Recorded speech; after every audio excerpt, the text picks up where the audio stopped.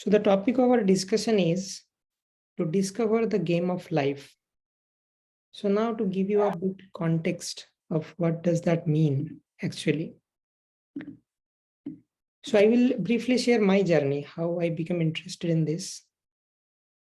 So from my childhood, I was a spiritual minded person and I was very good at academics and there are no problems regarding academics. But always I used to have some spiritual query in my mind.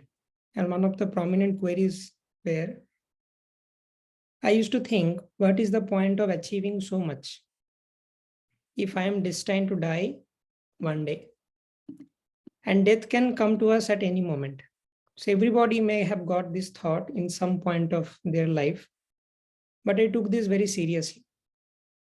And therefore, I was not leading a normal life due to this anxiety and due to this kind of questions. So I was very much disturbed.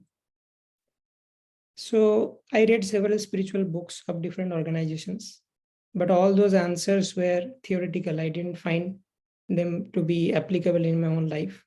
They were not practical at all. Then finally I accepted, okay, nothing can be done. This is the way of life and I have to accept that there is no guarantee that I will be alive tomorrow, but still with that uncertainty only, I have to continue my life. So things were going on like that.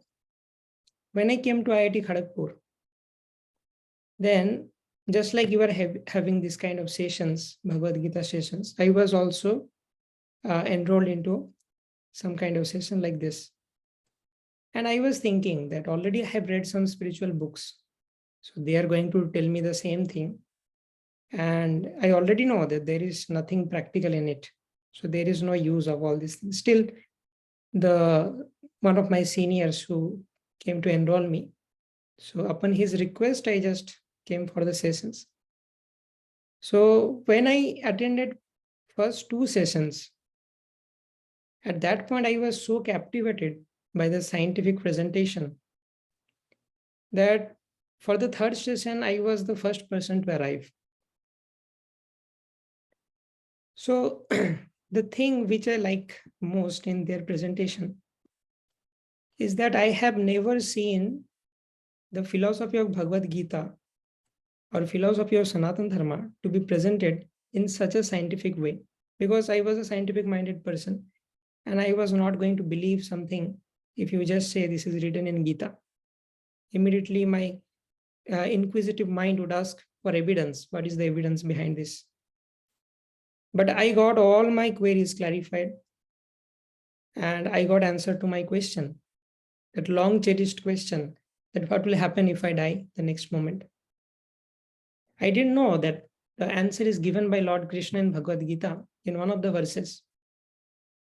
So Krishna says, Dehinosmin jatha dehe kaumaram jovanam jara tatha dehantaro praptir dhiras tatrana muhyati. So actually we are not this body, we are soul, and the soul cannot be destroyed. When the body is destroyed, soul is not destroyed. Soul is eternal. So this is how I got the concept that, okay, I am not my body, I am soul and I am eternal. If I am dying also, that means I am changing my body. I am not dying actually. So then this is a statement from Gita. I asked for some scientific evidences and they gave a lot of scientific researches like reincarnation studies, and you will eventually get those in the seminar. But today we will talk some introductory things. So there are lots of scientific evidences. Then I delved deeper into the study of Bhagavad Gita and other scriptures. And I got many valuable insights, which are very important in, like I can implement those principles in my life and I could experience the difference.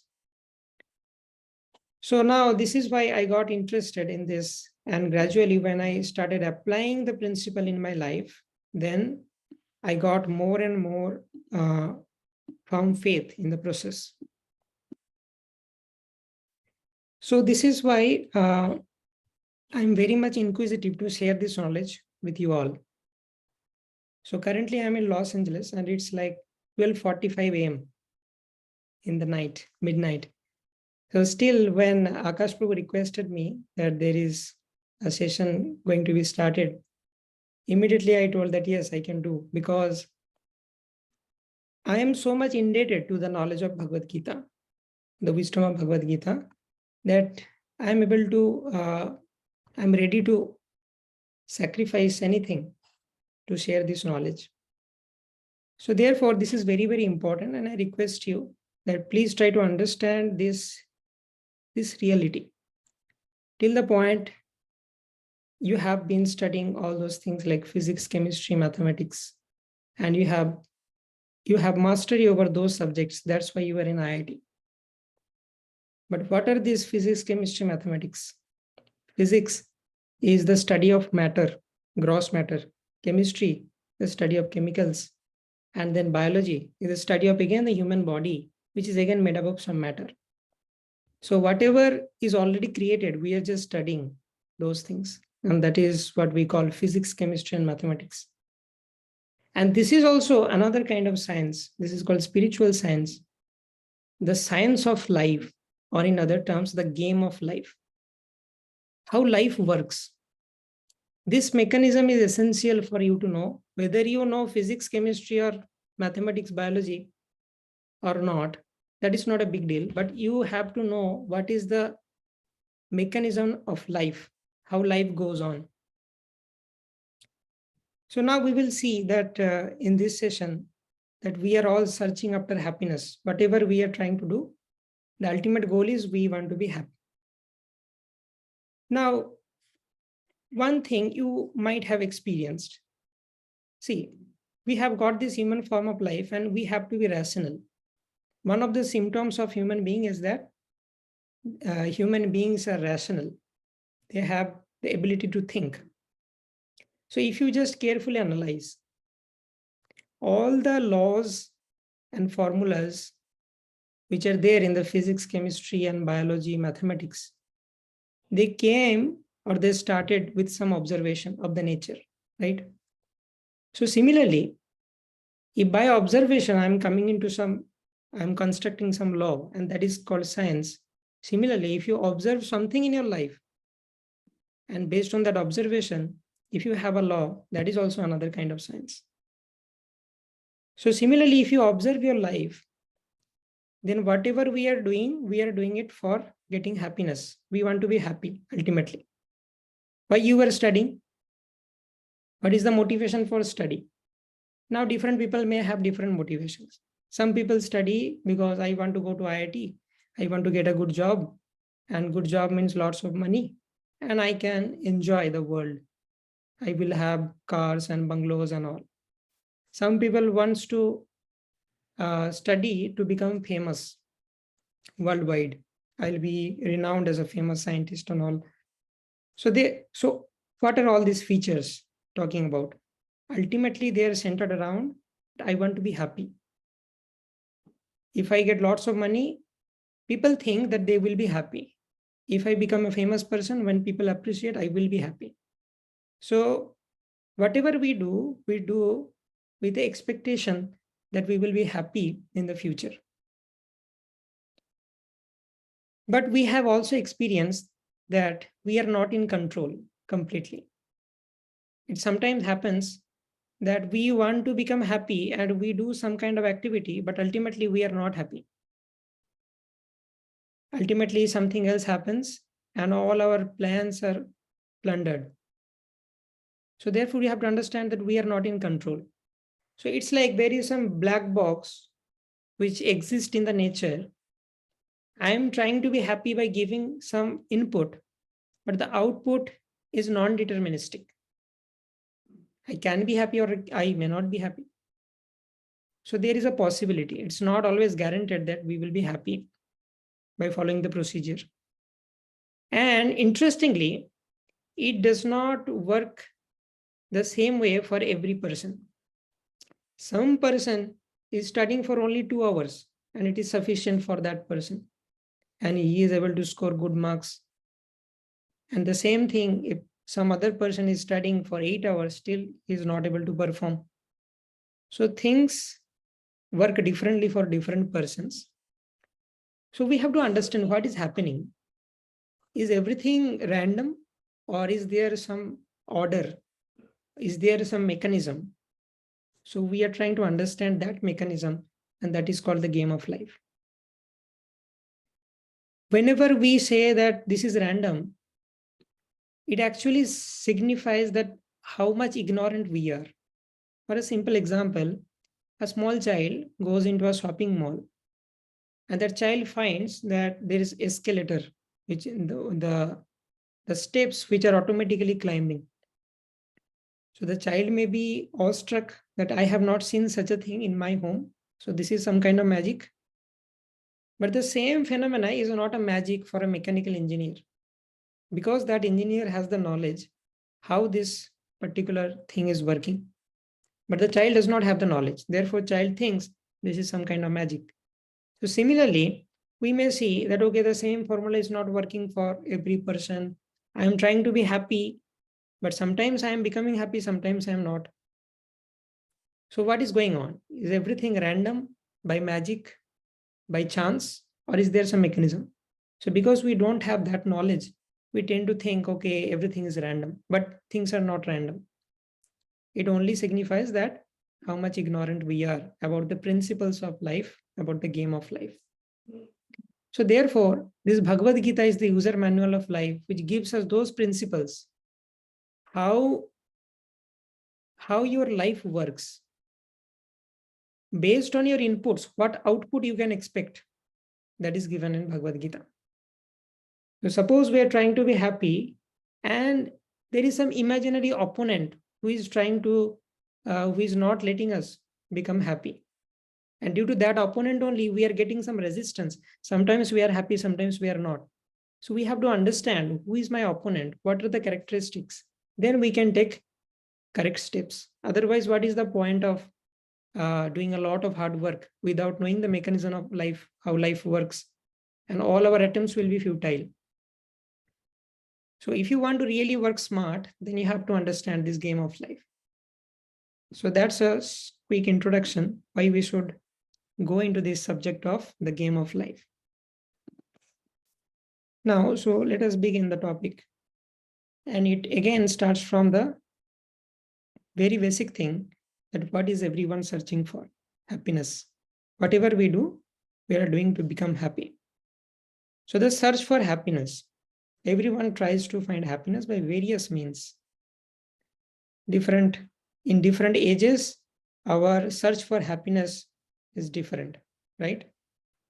From youth to boyhood, then old age, different things give us pleasure. Different kinds of fashion, daredevil acts, sports. We are trying to become happy by all these things. Some people try to become happy by taking intoxication and parties, right? So we assume that the happiness means improved facilities for eating, sleeping, mating, defending. So if you boil down the whole thing, it will be a function of 4 variables: eating, sleeping, mating, defending. So whatever we are trying to do to become happy, ultimately that happiness index is, it is improving our eating or sleeping or mating or defending. So these are the 4 basic elements of happiness, right? Now, but if we compare with animals, animals also have, they also have friends, they also have fun, they have family, right? They also eat, they also sleep, they also mate and defend. So all these things which we are trying to do, animals are also doing. But what is the difference then? This eating, sleeping, mating and defending, these things are common in both humans and animals. Both are doing according to their capacity. Then what is the difference? The difference is, do animals lack intelligence? No, they also have intelligence. Difference is not in intelligence. Here are different species given, and here's a small exercise that what are the speciality of this kind of different species given. I think you all can unmute and say, or you can raise your hand. What are the specialty of elephant?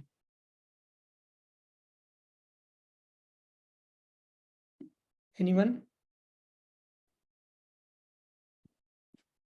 Okay, so elephant is known as one of the most intelligent animals, right? The polar bear is expert in sleeping. It sleeps for 6 months, which humans also cannot do. The parrots or some of the birds, they're expert in mating than human, right? So all these different animals, they also have intelligence, and by using their intelligence, they also are executing these 4 tasks of eating, sleeping, mating, and defending. They have rational power and intelligence, and in some activities, some animals are better than human in eating, sleeping, mating, and defending. Right? So despite all this advancement, unfortunately, modern day humans are depressed, frustrated, and full of anxiety, stressed, unhappy. Why? Technological advancement helps a man enjoy better luxuries for eating, sleeping, mating, defending without offering true inner joy of heart. So animals are also doing the same thing. Humans are also doing the same thing in a more sophisticated way. Animals are also eating. Humans are also eating, but they just eat on the street. Maybe a dog is eating whatever is left in the street, and human beings are eating in a sophisticated way in some restaurant. They are eating with fork and all. So the same activity in a sophisticated manner. Similarly for sleeping, mating, and defending. But these activities actually do not give the true inner joy of heart. Then, so animals, in the animalistic society, we see that there are no riots, no suicides, no divorces, no drug abuse, right? So what makes human beings superior to animals? In some way, the animals are better. Okay, they do not have problems like human beings. And they are also excelling the human beings in some of the activities like eating, sleeping, mating, defending. Then can we say that animals are superior to human beings? No. Why? What is the speciality of human beings then? What distinguishes a human being from animal? So this is given in Mahabharata. The verse says, Ahara nidra bhayamaithunam cha samanyam pashuvir naranam dharmo hitesham adhiko vishesho dharme nahina pashubhi samanam. The activities of eating, sleeping, mating, and defending are common in animals and human beings. The human beings are considered superior only when they inquire about the higher dimensional science involving the wisdom about God, His creation, His laws, and the secret of true inner fulfillment in life. Otherwise, they are considered just like animals. So, what is the specialty of human beings? That they can inquire about this higher dimensional science, the science we were talking about, the science of life, how life works. Who am I? Where am I coming from? So this inquiry only a human being can make. Animal cannot make such queries. So that's the difference. And that is what the human life is meant for. An animal can only inquire about eating, sleeping, mating, and fearing. But human beings can inquire about higher principles, life, death, and beyond. And human beings can make the right choices in life based on the wisdom. So first step is asking question and then it takes the answers from the revealed scriptures like Bhagavad Gita and then apply those principles in our life. So what are the higher principles a human being can ask about? Who am I? Does God exist? What is the secret of success? Finding true guide. Is there life after death? Who is the supreme person? Can we get whatever we want in life? How to achieve unending happiness? How to make impossible into possible? Do we make destiny or destiny makes us? If God is one, then why so many religions? Why do bad things happen to good people? And much more. So in this series, you will get the answers to all these questions. And that's what the actual human life is meant for. Human life is meant for asking these questions and finding these answers and applying in their life. So all these things will be answered in due course. Now, so this is the first step, that we have to ask questions, ask the right questions. Then the second thing is we have to make right choices. Choices between divine and demoniac. Choices between good and bad. So there are good things and bad things. There are some divine qualities like tolerance, peacefulness, humility. And there are some demoniac qualities like lust, anger, greed, pride, envy, illusion, like that. So one gives us positive thinking, another gives us negative thinking. If we cultivate the divine qualities, we will be elevated in our consciousness. Otherwise, we will be degraded into the darkness of ignorance. Therefore, in the Vedic literature, it says, Tamasoma Jyotirgamaya. So from darkness, you move towards light by accepting knowledge from the scriptures. Now let's learn the art of working smarter, not harder. So based on cultivating these divine qualities, we can work smarter instead of working harder. So what is the tip number 1? Book of your life. Suppose you have blank book in front of you and you can write the chapters of your life. Suppose, for example, a human being lives for 100 years and in every year there are 365 days. So your book will be 100 chapters and each chapter will be 365 pages. So we have written the book of our life up to some extent, right? 17, 18 or something like that. But the rest chapters are yet to be written, and it's your own decision how you are going to write them. If you cultivate good qualities, that will transform your life. And if you do not cultivate them, you succumb to the lower nature, lower qualities. So subsequently, that will also affect your later chapters. So either we can cultivate positive qualities or negative qualities, right? So now based on how do we cultivate or what choices we make, we will get different consequences. So on the left, we can see that this family is very poor, but they are more happy. This family have lots of money, but they are love bankrupt. There is no love between the family members. So who is actually richer?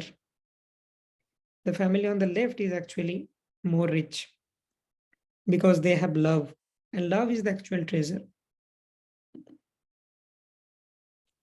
Now, to cultivate positive or negative qualities, we have to understand that how all those things, all these qualities get imbibed into our consciousness. What are the different components of our consciousness? So here is one analogy given.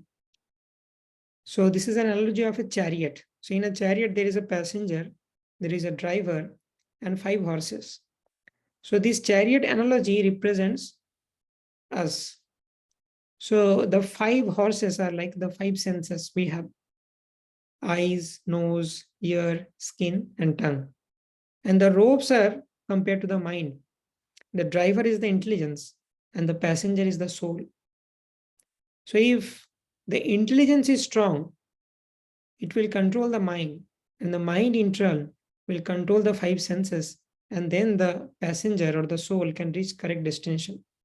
Otherwise, if the horses are more powerful than the intelligence and mind, so then the passenger will not reach a correct destination. Now, so this soul is originally pure, living entity, and it has some innate qualities, innate positive qualities.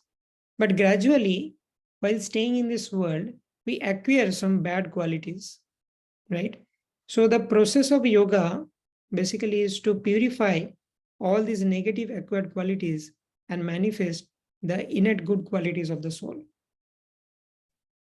So what are the acquired bad qualities? What are some examples of them? So this can be classified into 3 groups: simple bad qualities, serious bad qualities, or grave bad qualities. So simple bad qualities means I have a habit of postponing things, or mood off. This is an example of simple bad habits. And then what are more serious? If I become easily irritated, I'm not able to team play with other people in my group.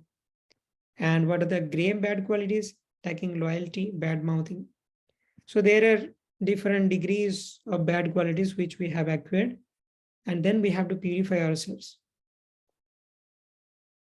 Here is a small self-test. You can test yourself what personality you belong into.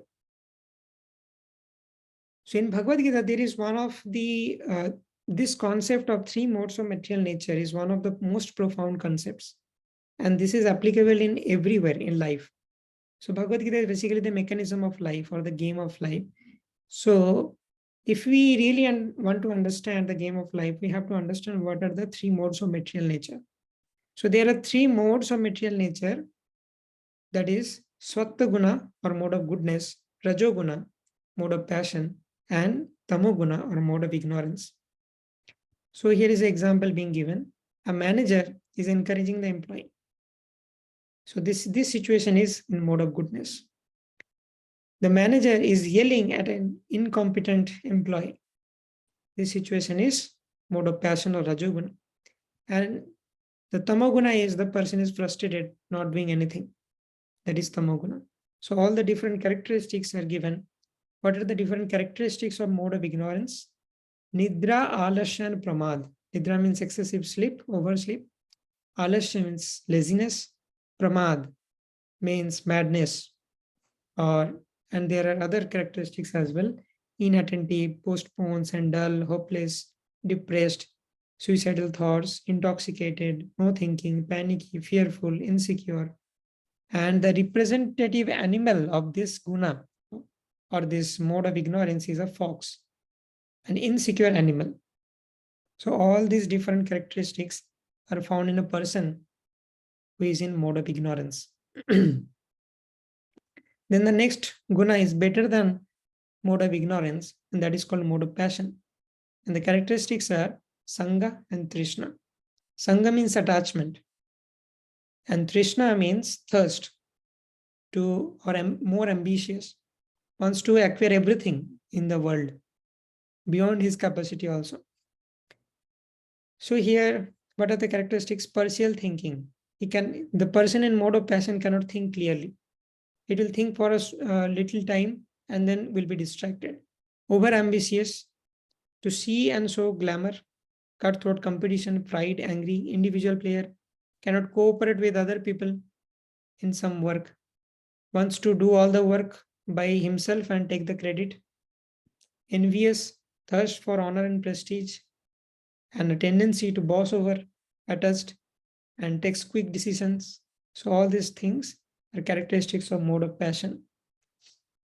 That means such a person is always in a mood to do something without thinking. So this kind of persons think less and they always try to do some action without thinking. The representative animal is lion, always aggressive in nature. And then comes mode of goodness. The characteristics of mode of goodness are Sukham and Jnanam. Sukham means happiness and Jnanam means knowledge. So what are the characteristics? Cleanliness, regulation, simplicity, thoughtfulness, thinks well and decides noble and saintly, has creative thinking, realized the wisdom, has tolerance, submissiveness, friendly, calm and clear, control senses, compassionate, discipline and obedience, control mind, forgiveness. So all these things are characteristics of mode of goodness. And these things are actually required for a person to be successful. If you do not have your clarity of thought, then how can you take correct decisions? And life is all about decisions. Your success depends on your decisions. So therefore, this mode of goodness is very, very important. So here is a small illustrative example how a person in mode of goodness can be victorious in all situations. Suppose there is a person or a businessman who is selling caps. And once he sat under a tree and all the monkeys took all the caps. Then what would a person in mode of ignorance do in such a situation? A person in mode of ignorance would lament that all my caps are lost, and he will lament and he will become depressed, and he will be completely destroyed, devastated. This will be the response from a person in mode of ignorance. What will be the response for a person who is in mode of passion? He will maybe try to chase those monkeys with a stick or some stone and will try to get back those caps. But he will not be successful because the monkeys will jump to other trees and he will not be successful.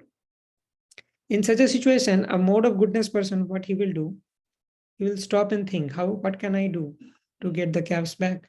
So he knows, he will apply the intelligence, and he knows that monkeys copy human beings. So therefore, he will just throw his own cap into the basket, and copying him, all the monkeys will throw their caps into the basket. And this is how, using intelligence, a mode of goodness person can work smartly and get things done very easily. And this will also help in time management.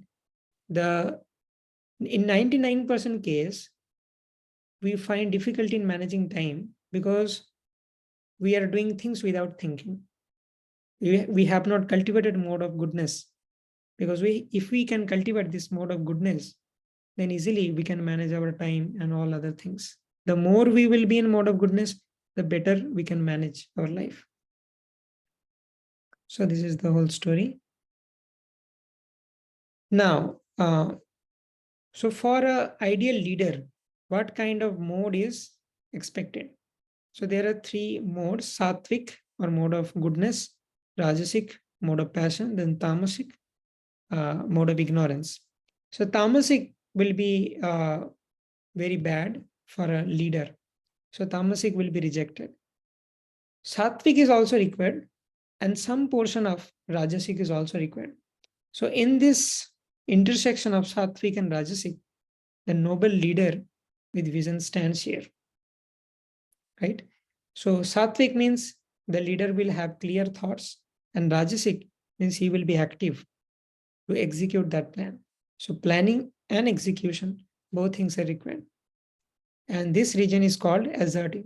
Sattvic means noble, rajasic means aggressive.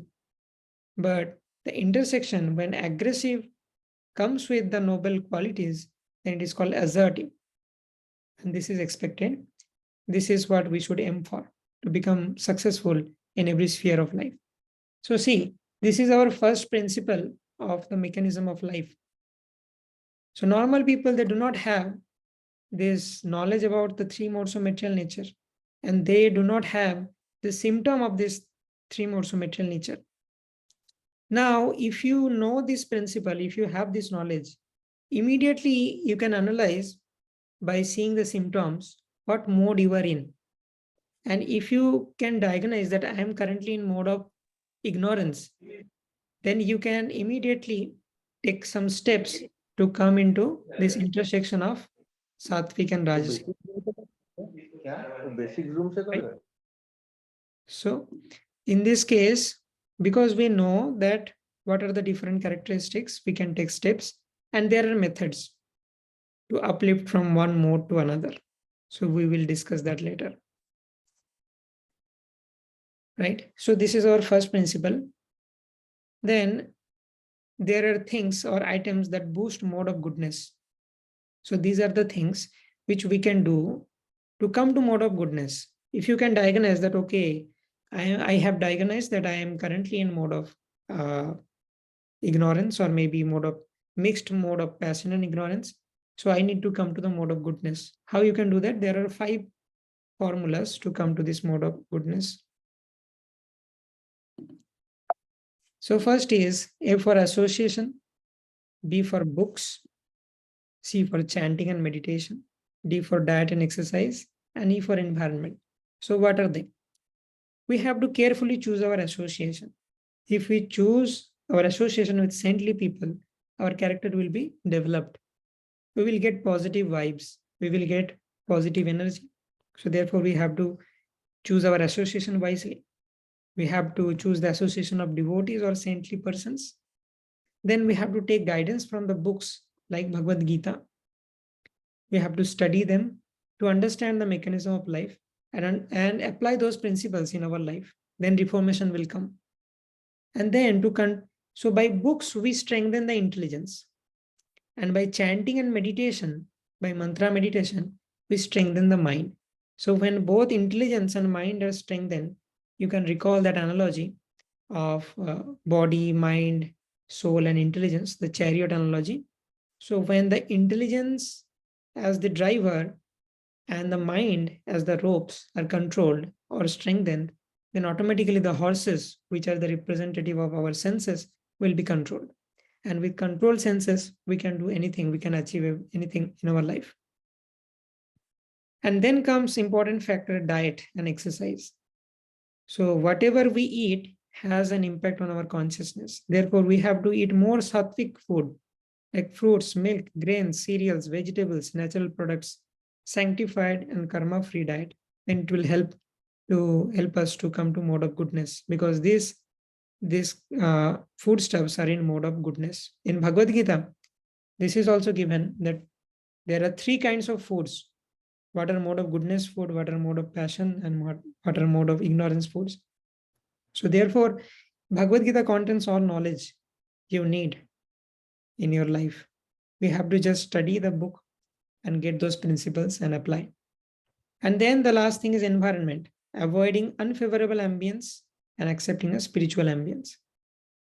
So one important thing is, many people will tell you, okay, if you want to achieve success, do hard work, do 8 hours of study or maybe 16 hours of study. So they will tell you how much you have to study or how much hard work you have to do to get success. But rarely anyone talks about when you take a break. Suppose you cannot study at a stretch 12 hours. You have to take breaks, right? So what to do in those breaks? This is also very important to achieve success in life. Not only the study hours matter, but also the break hours matter, because the break hours are actually preparation for your next study hour. So when we are taking breaks between our studies, we have to imbibe something positive. If in the breaks we are just scrolling Facebook and YouTube, random videos, we are actually sending some garbages into our mind, and that will cause distraction when we start studying next time. So therefore, in those breaks, we have to fill our mind with spiritual vibrations or positive energy. Then that will help. That break will become a preparation for our next study hour. So this is how intelligent people, they apply their intelligence and they utilize each and every moment of their life, and therefore they can become successful. Harvard University research reveals that mantra meditation leads to relaxed state of mind with alertness. So there are different brain wave frequency cycles per second, and there are different phases like alpha and theta, gamma, like that. So if it is less than 3 cycles per second, then we are in the sleepy zone. We will sleep. If it is between 3 to 8, we'll be in the drowsiness zone. And these two are considered to be in mode of ignorance. We cannot do anything productive in these 2 states. 8 to 13 is the most productive region. That is mode of goodness, and this is called alpha zone. In this alpha zone, you are relaxed also and at the same time alert also. And this is what we want. And then 13 to 18 is active and hyperactive zone, where you cannot think clearly. And there was a case that somebody went to hyperactive zone like 21 cycles per second, and that person died. So we have to maintain this region of 8 to 13, and that is possible if we regularly do mantra meditation. It helps us to regulate the brainwave frequency, and it brings us in this optimal zone of alpha zone. Okay, what is the next tip? That this is about time management. Am I a plus time manager or minus time manager? What do you mean by plus time manager or minus time manager? So there are three aspects of executing any task: planning, doing, and interacting with people. So based on this, we can test that in what level we belong to. So if I can plan well and I'm executing well also, interacting with people well, then you are a very balanced person. If I plan well, if I execute well, do not interact, then you do your own things well, but you don't care about others. And therefore, you are not a team worker. You cannot achieve big things.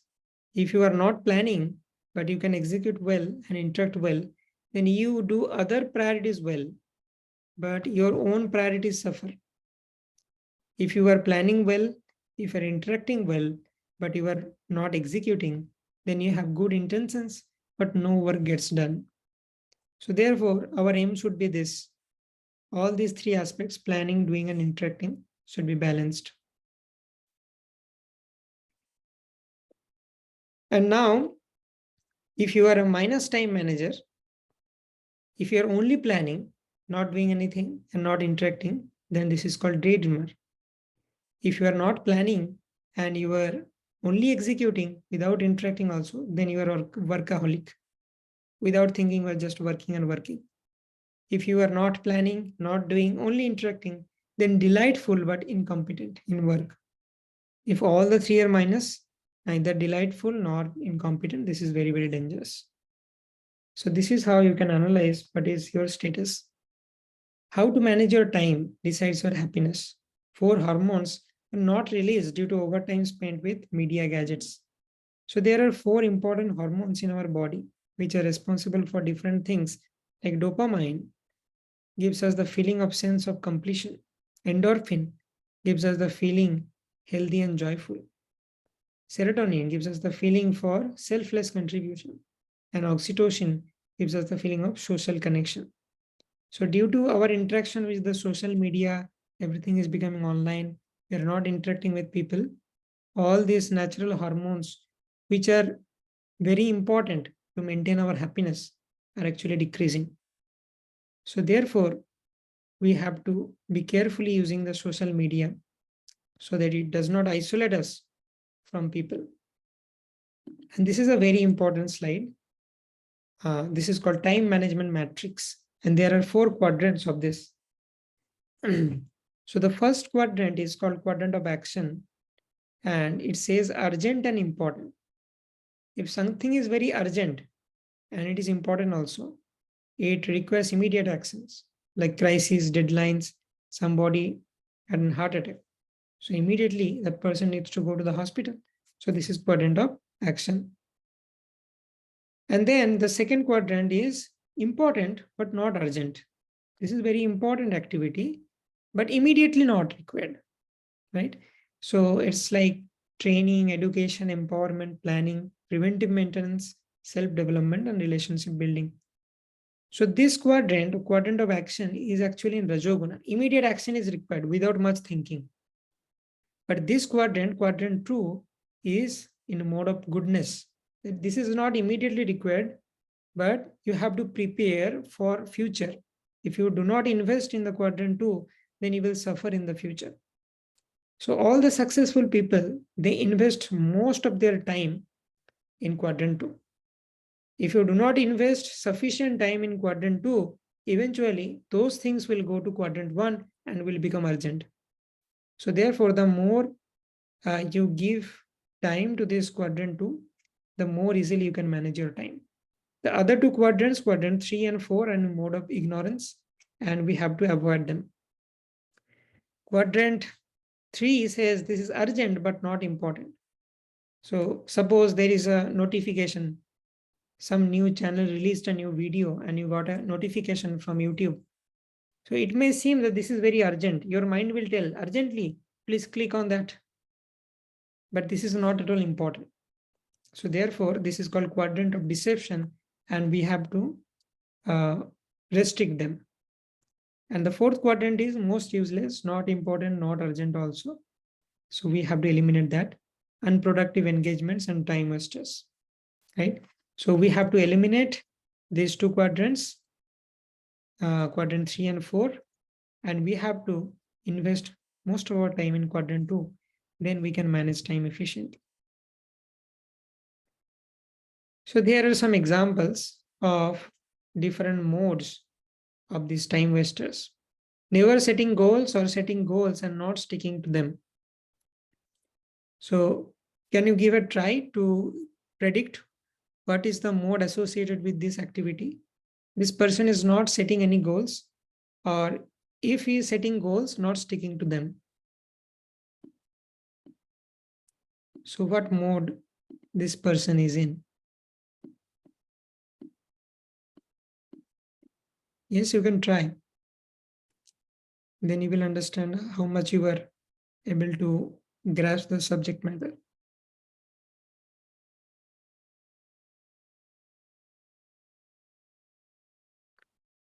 Adarsh Mishra, can you try? This is mode of goodness, passion, or ignorance.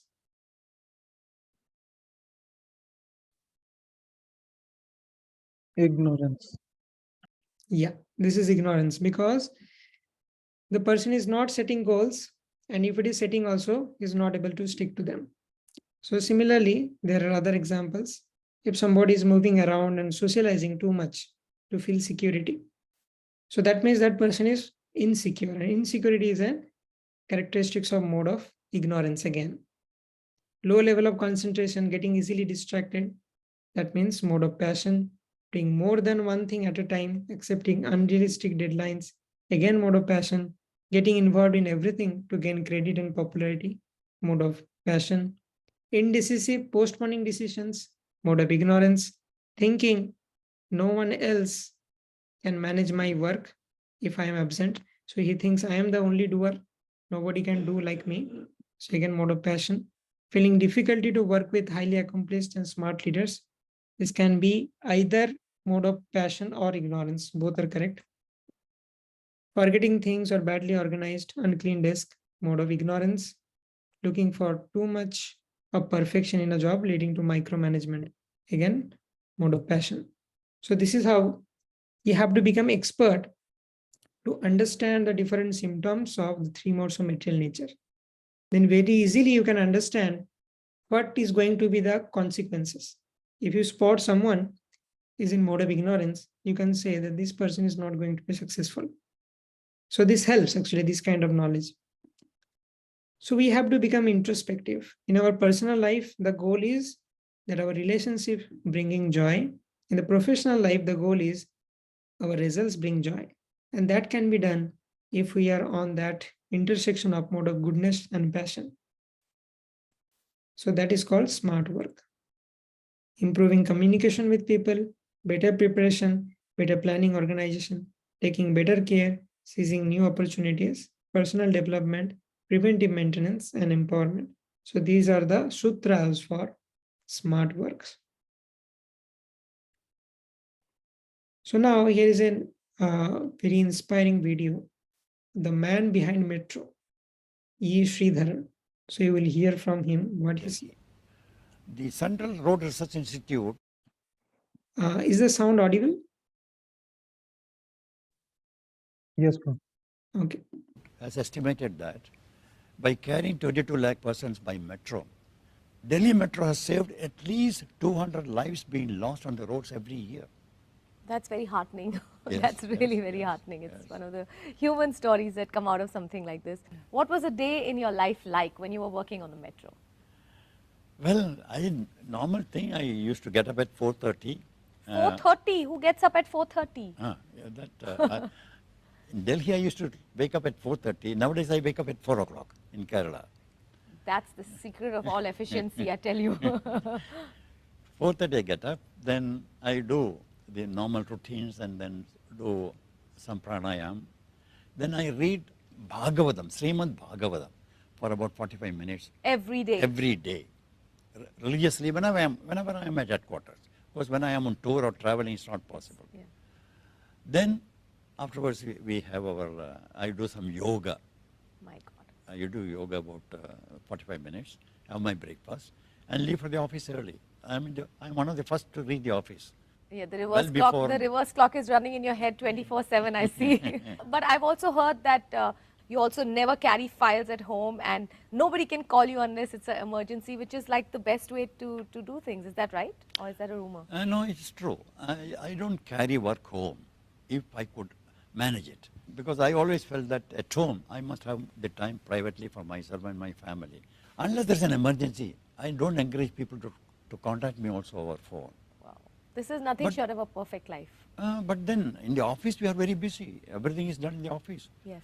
So 9 to 5:30, we manage to complete all the works within that time. I was reading about you, and it said that you've been transferred about 25 times, and I think the wisdom of the Gita, somewhere you said, had kept you grounded. Is that correct? Well, to be precise, in my first 15 years of service on the Indian Railways, I got 25 transfers. How is that possible? So somehow it happened like that. Okay. Some of it is, I would say, planned for my future career, because they wanted me to expose to To various different- aspects of railway working. That is one way. The other was because I was handy available as a bachelor. I can be shunted anywhere. That was another reason, perhaps. So you saw a lot of the country. Yes, but that really helped me quite a lot. And it also helped me to evolve a philosophy that one should not take transfers as a punishment. So you actually converted the punishment into a possibility to understand and explore a little more. I won't call it a punishment. I would say it's an opportunity given. What is it about the Gita that inspires you so much that you read the Bhagavatam every single day? It gives practical tips how to solve the day-to-day problems of life. And that is what is required. In any professional life, there are so many problems coming up, and Gita helps you how to tackle these problems. That's going to inspire a lot of people out there to go and read the Gita if they haven't really. I think it is required. Do you recall anything offhand that you read in the Gita that you still live with today? There is one sloga in Gita which is very, very appropriate and necessary for every doer, everybody. Mukta Sango Anaham Vadi Dhrityutsaha Samanvitaha Siddhi Asadhyo Nirvikara Sakarta Satvika Uchyade. So if this was translated from Sanskrit to English, what would it say? It only means whenever you do a work, you should not be bothered about the fruits of that work. I mean, you should not expect any gain out of the work for yourself. Then you should do it in such a way with full dedication and full enthusiasm. And you should not be dismayed by the good results or the bad results. A man who views his work in that fashion is a virtuous doer. It means that. And that's what you embodied for yourself as well. That is what I practice. Ethics and Yes, so we saw that how this person is managing his work and life, balancing everything in the wisdom from Gita. And he regularly wakes up at 4 o'clock and then does pranayam, then reads Srimad Bhagavatam, which is an advanced version of Bhagavad Gita, advanced teaching. So we see that how this kind of knowledge actually helps us in our real life also. Delhi. And then there is another video. It says, why all the billionaires wake up at 4 a.m. What is so special about early morning hours? Why are successful people waking up at 4 a.m. and not a different hour? What is the secret behind it? Well, they know how their brain works, and they take advantage of their brainwave states and brain chemistry. The brain produces electrical patterns, often referred to as waves. When you're first awake, your brain operates at around 10.5 waves per second. The range from 8 to 13 hertz, or cycles per second, is the alpha stage. It's been called the gateway to the subconscious mind. But when you wake up this early, you are between theta and alpha.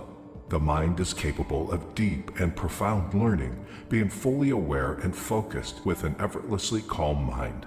In other words, you don't have to work as hard. You are not thinking. You just relax into the moment. Another important fact known by all successful people is when you wake up, your subconscious mind is most impressionable and soaks up information like a sponge. Whatever you hear, see, or are exposed to in the first 20 minutes will affect you and set the tone for the rest of your day. This is why they meditate, listen to affirmations, and not checking their social media and emails so early. They choose consciously their tone of the day, being focused and positive and not being distracted. They choose to go to bed early and use the premature hours of each day in their own advantage. They make up a routine of waking up before the sun starts to shine and go to sleep after the sun goes down. Why do they go to bed so early? Between 10 p.m. and 2 a.m. is where you can get the most from regenerative and deep sleep. After 2 a.m., sleep lacks the quality that you need as it becomes more superficial, chronically depriving your body of the regenerative sleep which you can enjoy between 10 p.m. and 2 a.m. makes you wake up in the morning even more tired than when you went to bed. If you are among those that usually fall asleep well past 10 p.m., you should consider changing the situation. Set up a goal to go to bed earlier by 15 to 30 minutes each week until you hit 10 p.m. bedtime goal. Early risers like Apple CEO Tim Cook, Oprah Winfrey, and Dwayne Johnson choose to greet the day at the crack of dawn because that's where motivation is created, and they don't need to ask for it. That silence of early morning hours is what helps them use their potential to the maximum. Successful people choose to use every minute available in a day because their life's purpose is higher than any other short-term pleasure or comfortable bed mattress. They instilled this habit of waking up early in their DNA because they understand how a strong and consistent routine can support a successful life. The human brain can work at its maximum potential when it doesn't have to multitask. The quality level of work is highly dependent on the level of focus. When there are no distractions and noises to disturb concentration, the brain has a great capacity to focus on certain tasks and thus generate a balanced rate between quality and work. Successful people are aware of this, and they use their alone time in the early morning to take full advantage of their brain's functioning capacity. High achievers understand that premature hours of the day allow them to make better decisions as their energy levels are at their peak. Those who live a grand life understand that early morning willpower helps them to achieve high levels of discipline. A disciplined morning guides them towards a whole day of discipline, and this is exactly what supports their successful life. As soon as the alarm goes off, you're facing a bump in the road, and it's up to you to get over it or not. It's up to you to decide whether you use your time in your advantage or not. When everybody else is still dreaming and sleeping in their comfortable beds, it's your time to shine. It's your time to get out of your comfortable zone and have that well-deserved breakthrough. The early morning hours are moments where you can be ahead of things without being distracted. It's a time where you can focus and pay attention to what really matters. Yeah, so we have seen this is another principle of life, which also is mentioned in our scriptures. So how our body works, we have to understand that mechanism. Without understanding that, if we try to put information into our brain at any point of time, the things will not work. The body and the brain, it has a certain kind of mechanism, how it works, and we have to understand that. So this is why we can see that in the early morning hours, our brain and the mind is most receptive, and most successful people, they use this time to do their important things, because in this particular time, in the early morning hours, and in scriptures, this is called Brahma Muhurta. So our mind is in a mode of goodness, because the time itself is a mode of goodness time, right? So in that particular condition, the mind is relaxed also, and at the same time, alert also. So this combined state of relaxation and alertness is what wanted. And therefore, whatever you do, if you can build up this habit, this will be extremely successful, and you can see the results very soon. Okay, so in the upcoming sessions, there will be further discussions on different principles and mechanisms, and there are 8 sessions which are going to come up next. But now from this session, what is the essence? This is the 5S formula. So the first is, so it's not basically today's session was introduction. The whole seminar, what is the goal? So what all we will learn? So the first one is that we are not this body, we are soul. Just like a driver drives a car, the imperishable soul is the driver of the body. And we will see many scientific evidences from that. Once we know our true identity as a soul, our mind, senses, habits, attitudes, behavior will be very easy. Then we can understand, oh, this is the mechanism. Sometimes we want to transform ourselves, we want to change ourselves, but we cannot do because we do not know who we are. So understanding our true identity is very, very important. Then comes the second is supreme. Just like I am the operator of the bodily car, there must be a big operator of the cosmic manifestation. So there comes the concept of supreme. And we have to understand that. Einstein says, I believe in an intelligent designer. If I met God, I will ask how you create a universe.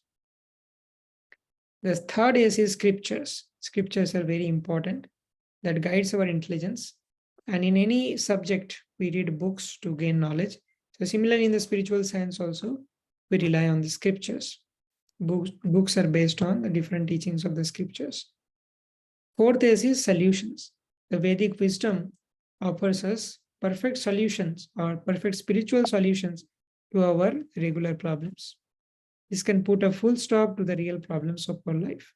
And the final is the sound vibration.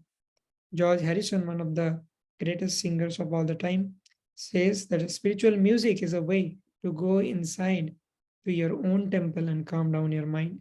So this sound vibration or meditation is very important for us, for our inner transformation. According to research by David Brian Wolf, regular chanting of the Mahamantra reduces amount of stress and depression. It leads to an increase in the sattva guna or the goodness quality of that person. And there have been many researches. Recently, there are researchers from Harvard University, IIT Indore, and there are many reports on scientific research on this Mahamantra or mantra meditation. And this is a scientifically proven method that works. So all those scientific researches are done by collecting the electroencephalogram signal from the brain, and by analyzing the brain waves, it has shown that the Mahamantra chanting helps us to regulate the brain wave frequency, and it brings us to the optimum level of 8 to 13, which is the alpha zone, where our brain can be most productive. So that's all for today. We will be continuing this in the subsequent sessions. And these slides are made by His Grace Radhesham Das, who is a M.Tech from IIT Mumbai, and he is also gold medalist. And he has done a lot of research on all this Bhagavad Gita and modern scientific researches and made all these slides. So please take advantage of this course and these wonderful presentations. Thank you all very much for patiently attending the whole session. If you have any questions, then you can ask me now.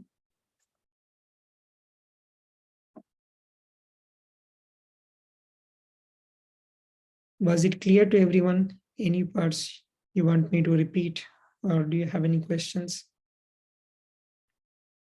Please feel free to ask. I only have a question actually. Yeah. There are many students who, at this point of time, they are being approached by many societies, many clubs, and when they hear the introduction or the induction, then we feel that all of it is important for us. So in that situation, what should we choose for? Because time is limited, we need to focus on our studies also, and we have interest in spirituality also. So how to choose, how to keep a balance? Yeah, so just now I just talked about one principle. So see, you have come into IIT, so your main focus is study. But you cannot study at a stretch. You have to take some breaks. You need to do some other activities. But be careful about doing the other activities. Those activities should be constructive, and those activities will help you to concentrate more on your studies. So now you have to see that, okay, what activity I can choose that will help me more to reach my goal. So now, just now we were talking about this knowledge of Bhagavad Gita, how this knowledge of Bhagavad Gita has helped many people in the past. And this is a well-established science. It gives you a mechanism of life. So in my opinion, this is the most important thing you should learn. And actually, after I learned this knowledge of Bhagavad Gita from my IIT Kharagpur journey, I am eternally indebted to the knowledge of Bhagavad Gita. And therefore, I will advocate you that this is the most important thing you can do. And whenever you are having some time, invest your time to understand this knowledge of Bhagavad Gita. And the more you will understand, the reality will be more clear and it will be in front of your eyes. You can yourself see things in a different perspective, the perspective which you have not been seen before. Okay, you will get a completely new outlook to your life, and you can actually experience the improvement and how much you are happy than before. So all these different societies and other things are okay, but you have to understand all those things are on material platform. So they are on the bodily platform. It will be more clear once you understand the different levels. There are 3 levels: body, mind, and soul. So these all activities are okay. You can have little bit of those activities, but this Bhagavad Gita knowledge is more important because it comes in the spiritual platform. And from the spiritual platform, if we get nourished, because we are not this body, we are soul, if we get nourishment from the spiritual platform, then actually we will be flourished. Otherwise, it's like there is a bird in a cage and we are taking care of the cage by providing, by just taking care of the cage, and we are not feeding the bird, then eventually the bird will die. Similarly, our soul is there. We are actually not this body, we are soul. And there will be scientific evidences explaining in the upcoming sessions. So if you do not take care of the soul by taking care of the body, by going into all those materialistic societies will not help. Eventually you will feel vacant inside your heart, you will not be satisfied, and you cannot perform well also because you will not be stabilized from the spiritual platform. So in my opinion, this is the best thing you can do beside your studies. At the same time, I'm not discouraging you from doing anything else.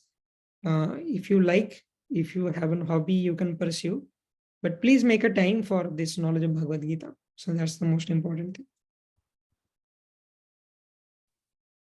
I actually have one more question. Yeah. That you secured an all India rank of 178. So you must be a very intelligent person.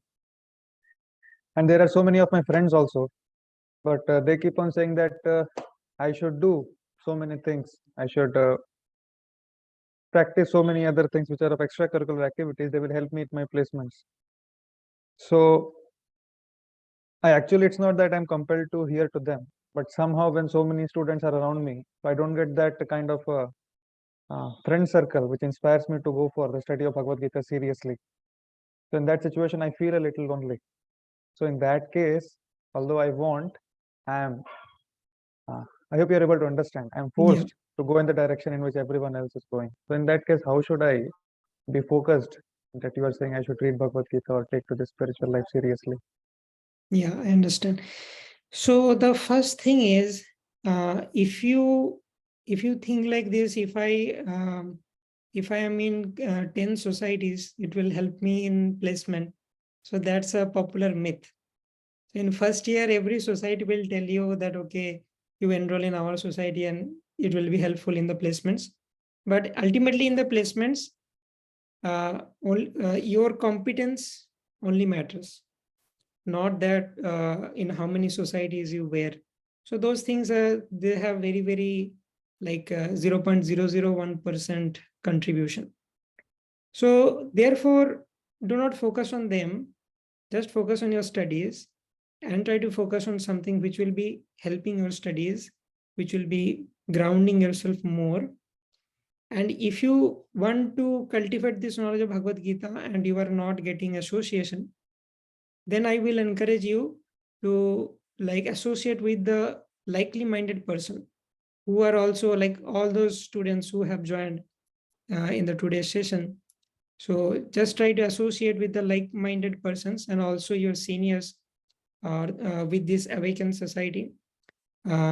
the seniors, I think they will, during my time, I used to discuss many of my academic things also, as well as spiritual things with my seniors from the Bhagavad Gita group.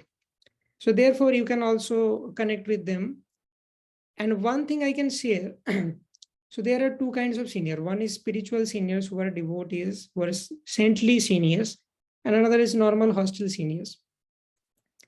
So if I approach them, the normal hostel seniors, so because they have not purified their heart by the practice of yoga or cultivation of the knowledge of Bhagavad Gita, what happens?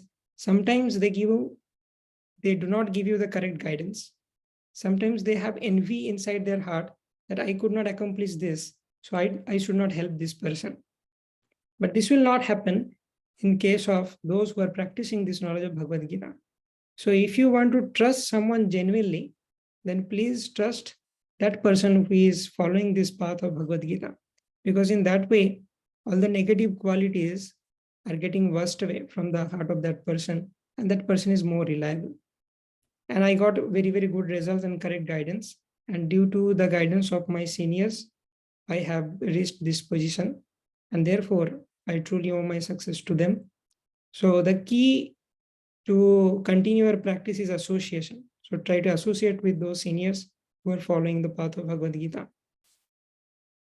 So that will be my suggestion.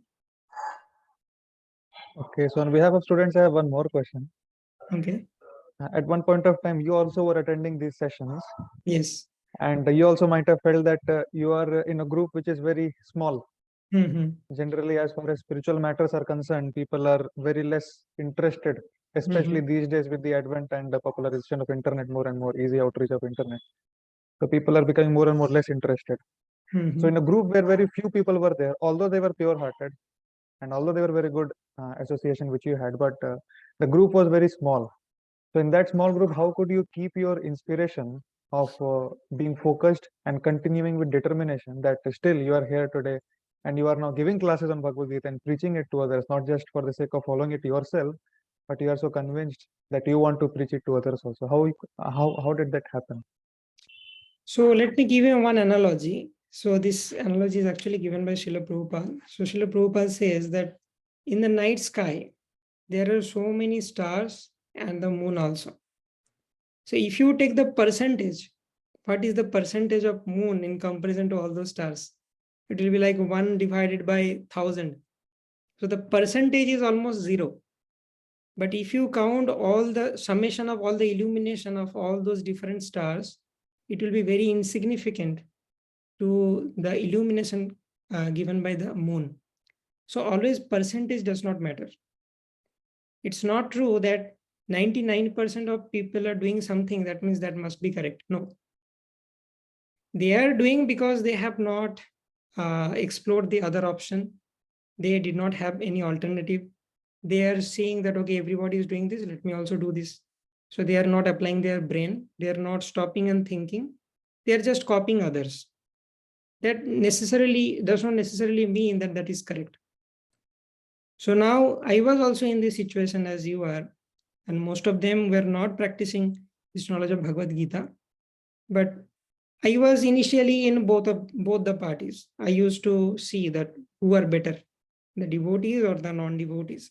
So I observed both of them. I practiced myself this knowledge of Bhagavad Gita. I applied my intelligence and I took this decision that these people are better and I am leading a better life by following the knowledge of Bhagavad Gita. So you are a student of science. You should not have blind faith that, okay, everybody is doing, blindly I will also do. No.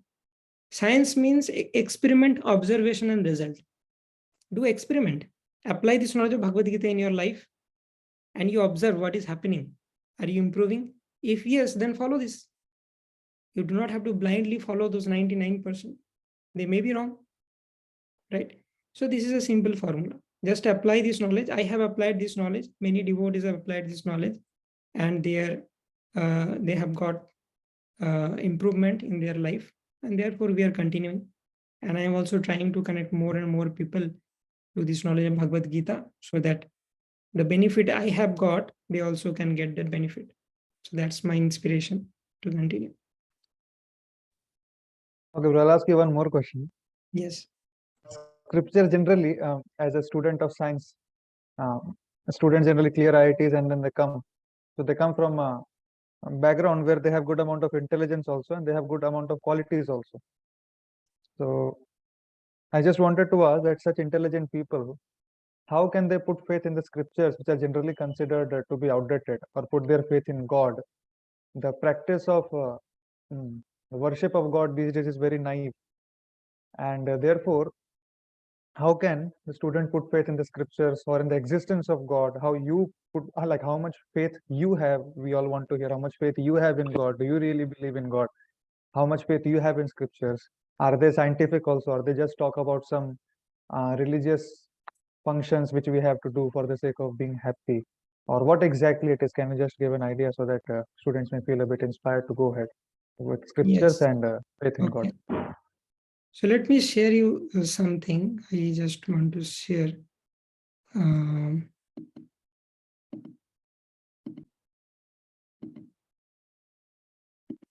Yeah, so recently I gave a presentation on this topic, that why to read Sastras. So let us describe. So one thing is, there are many scientific proofs that why our Shastras are scientific.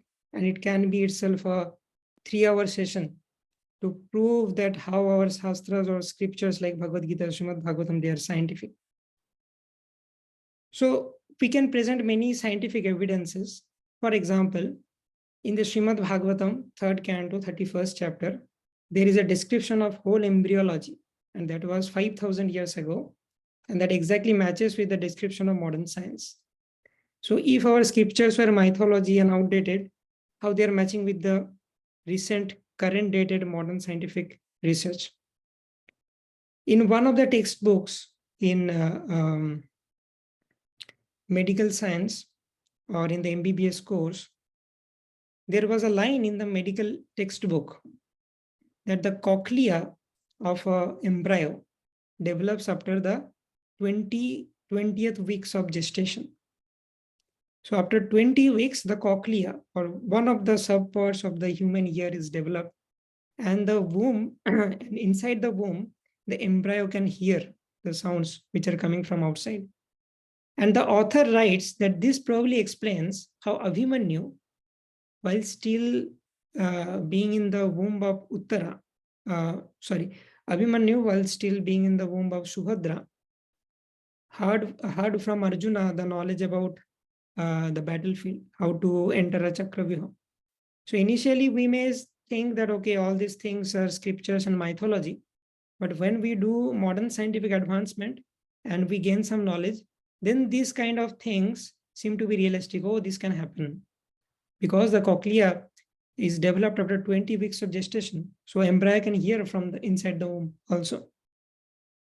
So there are many, like hundreds of proofs I can give you that the scriptures predicted 5,000 years ago or lakhs of years ago, and modern scientific research are finding the same things currently. So if those things were mythology, then we would not have scientifically verified those facts. So we have two worldviews. One is atheistic and another is theistic. And there are many logics I can give you for the theistic worldview. But there are some logics the atheistic people also can give. So the thing is, the point is, nothing can be proven 100%. And this is also a design by God. Because the Supreme Lord does not want to steal our independence. If suppose there is only one-sided proof, only we have proof about the theistic worldview, then nobody would be atheist. And it will be 100% proven that yes, God exists and everything is nice. So even if somebody wants to become atheist, he cannot become atheist because he does not have sufficient logic. So by God's design, there are logic in both ways. In the theistic worldview also there is logic. In the atheistic worldview also there is logic. But now it depends on you. Based on your intelligence, you have to analyze which logics are more strong. And for most of them, who has invested their intelligence in the theistic worldview will find that theistic worldview is more logical. I can give you two scientific principles which prove this. One is the second law of thermodynamics. The second law of thermodynamics says any spontaneous process means entropy will be increased or the disorderness will be increased. But the creation of the universe is something is being created. That means the entropy is decreasing. That means that process cannot be spontaneous by the second law of thermodynamics. And this prohibits the theory of spontaneous generation, and therefore it supports the theory of creation. So this actually supports the theistic worldview. So similarly, from probability theory also another analysis can be given. So this is a long topic. So this is the point that there are many logics that can be given scientifically also. It will take a session itself, and this discussion will come in the series also. You can see then. So there are scientific evidences which can be given to prove that our scriptures are not mythology. The term mythology was coined by the Britishers to remove our faith from the scripture so that they can dominate our nation. But actually our scriptures are not mythology. So when I also came to this knowledge of Bhagavad Gita, I adopted this. So that time also I had the similar doubt. But my seniors, they mercifully clarified by giving all these scientific arguments. And I presented you a few of them, but this topic can be presented in a 3-hour long session. And I think that discussion will come later on. So there are enough scientific evidences. And the biggest evidence is if you apply the knowledge in your life, you will get result. So the execution is the biggest proof. And along with that, there are scientific proofs. So all these things have strengthened my faith on Bhagavad Gita, and therefore I'm practicing it. Thank you, Pratin Bro, so much. We understand that you're very busy out there, and still you gather a lot of inspiration and so much of preparation to give this class. So we are very grateful to Ratin sir for being here with all of us. And I request all the students that take to this process very seriously. In long run, you will see that you'll become a gem in due course of time, like Ratin sir. So he's setting a very good example, and at the same time in foreign also, he's preaching there also. So you can imagine the amount of conviction which he has, and he's a very great asset. So Krishna has very mercifully empowered him, that is inspiring so many devotees, and he's here with us to give us his valuable association also. So I would just like to tell you that he is not speaking. He himself also wakes up every day very early in the morning. He does his own meditation that takes almost 1 to 2 hours, and he himself is constantly in touch with the scriptures, and therefore is so much convinced about whatever he's speaking. Many times you find people who just speak, but he's a person who is practicing. So therefore, you can have 100% faith in Ratin sir. And I have been also observing him for past 2-3 years. He's a very genuine person. So we are very grateful to Ratin bro. Thank you so much, sir. Thank We you. again request if there is a need. Actually, whenever there is a need, he's always ready to help us. And we again request if there is a need, we'll again contact him. Surely. Thank you, bro. Okay. So all the boys, what we will be doing, the quiz link will be sharing personally to you. And then all of you can fill the quiz and submit the solutions. According to the grades, we'll give away the prizes. Okay. Thank you.